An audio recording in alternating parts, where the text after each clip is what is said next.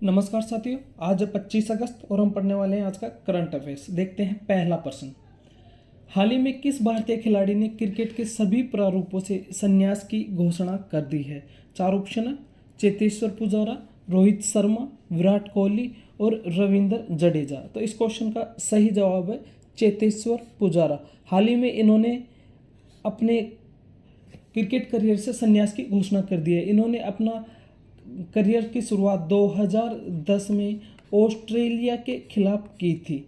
हाल इन्होंने कुल 103 मैच खेले, जिनमें 19 शतक और 35 अर्धशतक इन्होंने लगाए हैं। इसके अलावा 5 वनडे भी इन्होंने खेले, जिनमें 51 रन इन्होंने बनाए थे। इसके अलावा इन्होंने एक भी T20 इंटरनेशनल मैच, जो इंटरनेशनल मैच होते हैं उनमें से एक भी T20 मैच इन्होंने नहीं खेला था। ये भारतीय टीम की बैकबोन कहे जाते हैं और एक पारी में सबसे ज़्यादा बॉल खेलने वाले ये खिलाड़ी हैं। टेस्ट क्रिकेट में ये मशहूर रहे और टेस्ट क्रिकेट में इन्होंने सबसे ज़्यादा बॉल खेली। नंबर 3 पर, थर्ड पोजीशन पर ये खेलने आते थे और हाल ही में इन्होंने अपने करियर की समाप्ति की घोषणा कर दी है। इसके अलावा इनकी वाइफ का नाम पूजा पुजारा है। उन्होंने एक पुस्तक लिखी है जिसका नाम है एक क्रिकेटर्स वाइफ, जो ये बताती है कि क्रिकेट के अलावा भी उनके परिवार में क्या चलता है और उनके परिवार के सदस्यों को क्या किस किस चीज़ों का सामना करना पड़ता है। ऐसा करके उन्होंने एक पुस्तक लिखी है। अब देख लेते हैं इनके बारे में। इनके रनों की संख्या 7195, मैच 103, 206 बेस्ट और 43.60 का औसत रहा। शतक और अर्धशतक के बारे में अभी हम बात कर चुके हैं। अब देखते हैं अगला प्रश्न। किस भारतीय संस्था ने अंतरिक्ष से वापसी का पहला इंटीग्रेटेड एयर ड्रॉप टेस्ट सफलतापूर्वक किया है? चार ऑप्शन है। HAL, NTPC, CDAC और इसरो। तो इस क्वेश्चन का सही जवाब है इसरो। इस मिशन को गगनयान मिशन, जो भारत का गगनयान मिशन है 2026 और 27 के आसपास, जिसको लॉन्च किया जाना है, जो भारत का पहला मानव युक्त मिशन रहने वाला है, उसके लिए यह टेस्ट किया गया है। इसमें पहला इंटीग्रेटेड एयर ड्रॉप सिस्टम, यानी कि अंतरिक्ष में जो भारतीय क्रू मेंबर्स जाएंगे उनके दोबारा पृथ्वी पर वापसी में लैंडिंग के लिए जो कैप्सूल बनाया गया है, यह उसके बारे में भारत के चिनूक, जो एक आर्मी का हेलीकॉप्टर है, उससे इसको 4 किलोमीटर की ऊंचाई से समुद्र में गिराया गया था और ये सफल रहा। इसके पीछे DRDO, इंडियन कोस्ट गार्ड और आर्मी, इन तीनों ने मिलकर इसमें सहयोग किया है इसके प्रक्षेपण के लिए और यह सफल रहा है। अब देख लेते हैं रॉकेट के बारे में। ये यहाँ पे क्रू मेंबर्स रहेंगे। ये ऑर्बिटल मॉड्यूल है। क्रायोजेनिक स्टेज ये है, लिक्विड स्टेज यहाँ पर रहेगा और सॉलिड प्रोपल्शन, यानी कि जब ये अंतरिक्ष से वापस आएंगे तब इसमें बस ये वाला सिस्टम काम करेगा, क्रू एस्केप सिस्टम, जिसमें से क्रू मेंबर्स पृथ्वी पर लौट आएंगे। अगला प्रश्न। रूस के न्यूक्लियर प्लांट पर किस देश ने हमला किया है? तो इस क्वेश्चन का सही जवाब है ऑप्शन बी, यूक्रेन ने। अब देख लेते हैं इन दोनों के बीच में झगड़ा क्यों है। रूस और यूक्रेन किसी समय पर एक देश थे, फिर इनका 1991 और इसमें ये अलग हो गए। उसके बाद से इनके बीच में ये सब चल रहा है।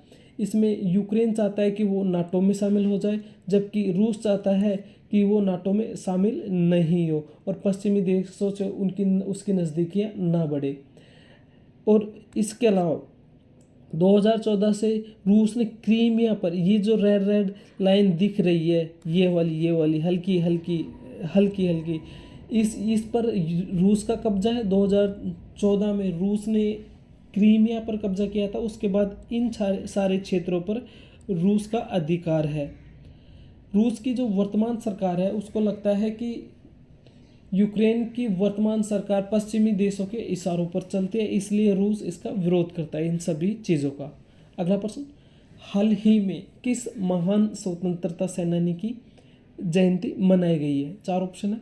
भगत सिंह, शिवराम, राजगुरु, लाला लाजपत राय, चंद्रशेखर आजाद। तो इस क्वेश्चन का सही जवाब है शिवराम राजगुरु। शिवराम राजगुरु की 24 अगस्त को जयंती मनाई गई है।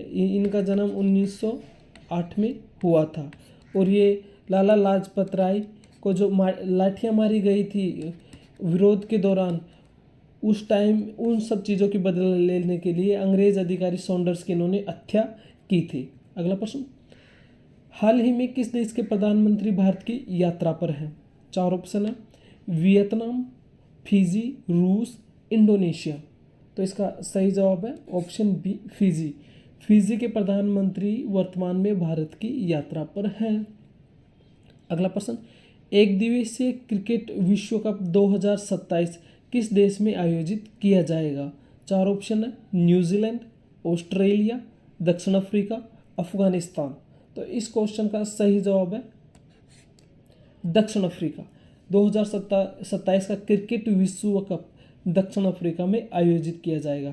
हाल ही में ऑस्ट्रेलिया और साउथ अफ्रीका के बीच में वनडे सीरीज खेली जा रही है। यह वनडे सीरीज साउथ अफ्रीका में खेली जा रही है। इसमें हाल ही में ऑस्ट्रेलिया ने किसी टीम को यानी कि सेकंड हाईएस्ट अंतर से हराया है। 430 प्लस 421 या 430 के आसपास से इन्होंने ऑस्ट्रेलिया ने रन बनाए थे, जबकि 276 के आसपास रनों से इन्होंने साउथ अफ्रीका को हरा दिया है। अगला प्रश्न साथियों, डूरंड कप फुटबॉल का खिताब लगातार दूसरी बार किसने जीता है? 4 ऑप्शन है।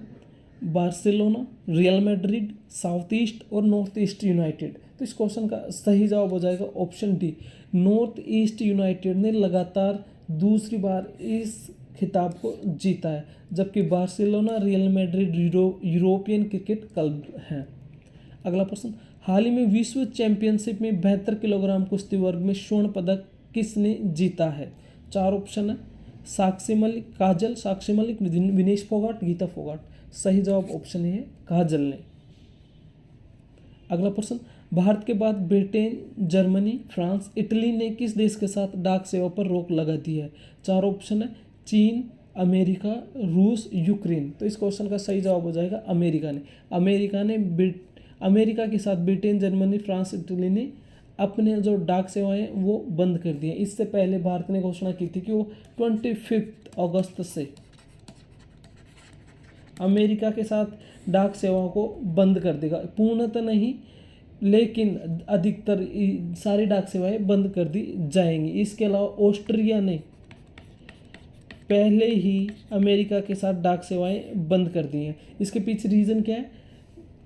अमेरिका में एक ऑर्डर किया गया था जिसमें यह था कि $800 तक के सामानों पर पहले सब्सिडी दी जाती थी, यानी कि फ्री ट्रेड एक तरीके से। इस पर कोई फ्री ड्यूटी फ्री था ये, यानी $800 तक, लगभग 70,000 की कीमत तक कोई भी सामान अमेरिका में ड्यूटी फ्री भेज सकते थे, उस पर कोई टैक्स वैक्स नहीं लगते थे। लेकिन इसको घटाकर अमेरिका ने $100 कर दिया। अब $100 का सामान ही अमेरिका में भेजा जा सकता है जिस पर ड्यूटी फ्री रहेगा। तो ऐसे में इसी चीज़ को काउंटर करने के लिए भारत सरकार के पास कोई भी सीधा कोई एक प्लानड कोई आधार नहीं था जिससे वो इस चीज़ को आगे बढ़ा सके, इसलिए भारत सरकार ने इस पर अनिश्चित काल के लिए रोक लगा दी है। अगला प्रश्न, हाल ही में जारी आंकड़ों के अनुसार देश के सबसे अमीर मुख्यमंत्री कौन है? 4 ऑप्शन है। ममता बनर्जी, मोहन यादव, चंद्रबाबू नायडू, भजनलाल शर्मा। इसका सही जवाब हो जाएगा चंद्रबाबू नायडू। ये वर्तमान में देश के सबसे अमीर मुख्यमंत्री हैं, जबकि सबसे गरीब है ममता बनर्जी। साथियों, करंट अफेयर्स के सभी क्वेश्चन हमने कवर कर लिए हैं। इस चैनल को आप सब्सक्राइब कर लें और अपनी तैयारी में महत्वपूर्ण साथ लें। और अब मिलेंगे साथियों हम अगली क्लास में। तब तक के लिए जय हिंद, जय भारत।